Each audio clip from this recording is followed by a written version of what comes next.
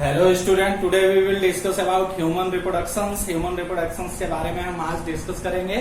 थोड़ा सा समराइज कर लेते हैं कि लास्ट टॉपिक में हमने फ्लावरिंग प्लांट का रिप्रोडक्शन देखा है, जो दो टाइप से हमको मिले, यूनिसेक्सुअल मिला, बाइसेक्सुअल मिला। बाइसेक्सुअल क्या है? Both male and female gametes present होते हैं।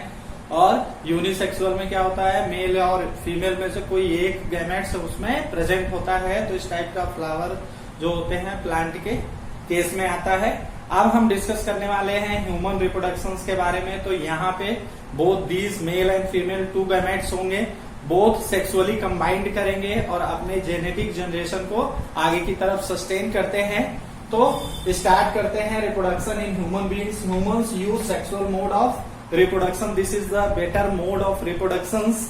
The period when the reproductive organ become mature, the period when the reproducting organ become mature, इस पीरियड को बोला जाता है प्यूबर्टी। जब सेक्स ऑर्गन क्या होने लगते हैं?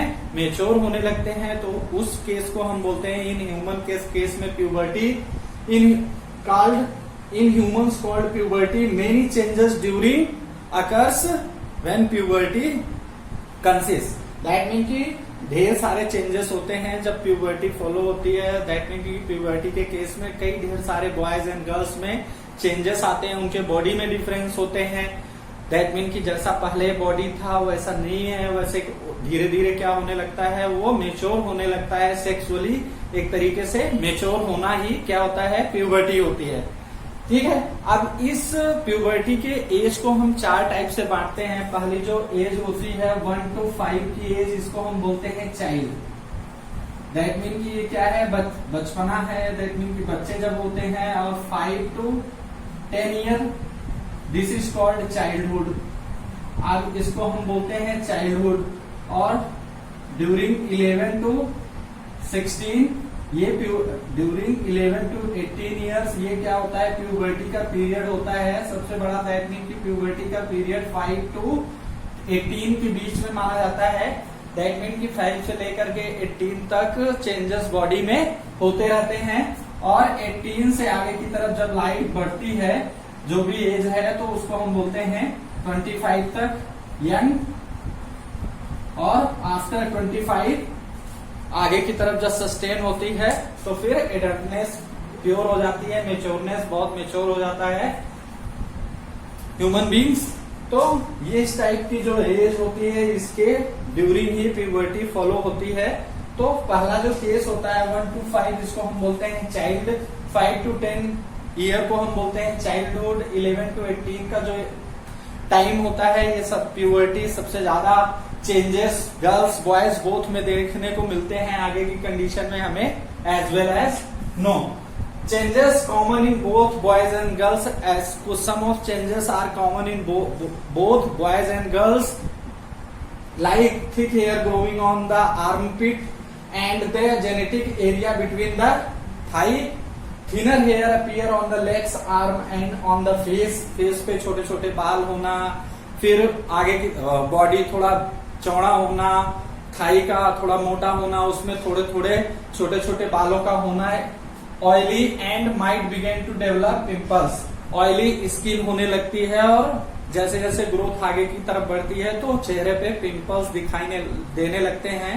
तो उस समय की कंडीशन को हम प्यूबर्टी का केस बोलते हैं। ये दोनों केस क्या होते हैं? बोथ बॉयज एंड गर्ल्स में कॉमन होते हैं। तो डिफरेंस क्या होता है? डिफरेंस देखते हैं कि changes different in boys and girls में क्या डिफरेंस होता है। तो गर्ल्स का देखते हैं। इन गर्ल्स का सबसे बड़ा जो फैक्टर है वो ममेरी ग्लैंड को लेके होता है, जिसको हम ब्रेस्ट बोलते हैं। बायोलॉजिकल भाषा में ममेरी ग्लैंड बोला जाता है। तो उसमें क्या होता है कि एक्सपांड होने लगता है, साइज क्या होने लगता है? बढ़ने लगता है। In girls breast size begin to increase.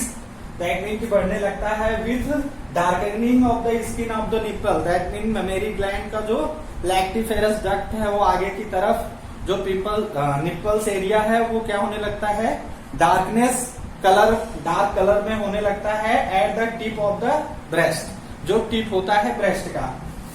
Girls begins to maturate at that time. That mean कि जब ये प्यूबर्टी का केस शुरू होता है, गर्ल्स मेच्योर होने लगती है, उनका ब्रेस्ट का साइज बढ़ने लगता है, तो उसी टाइम पे इनका मेंस्ट्रुएशन भी स्टार्ट होता है। दैट मीन उसी टाइम से शुरू होता है मेंस्ट्रुएशन साइकिल।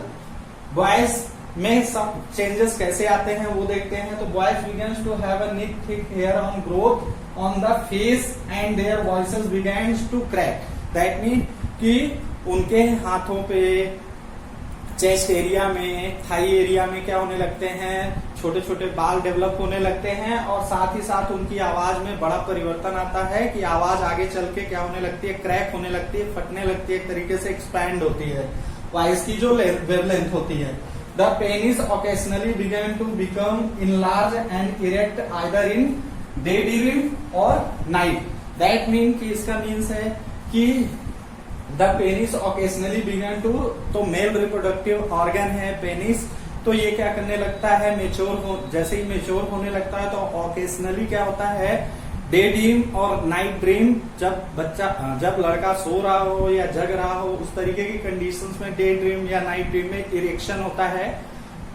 इस तरीके से बॉयज एंड गर्ल्स में क्या होते हैं, सम ऑफ चेंजेस होते हैं। Now we have to discuss about male reproductive system. ये था टोटल प्यूबर्टी का इंट्रोडक्शंस। अब जो हम स्टार्ट करने वाले हैं वो है सेक्सुअल रिप्रोडक्शंस इन ह्यूमंस।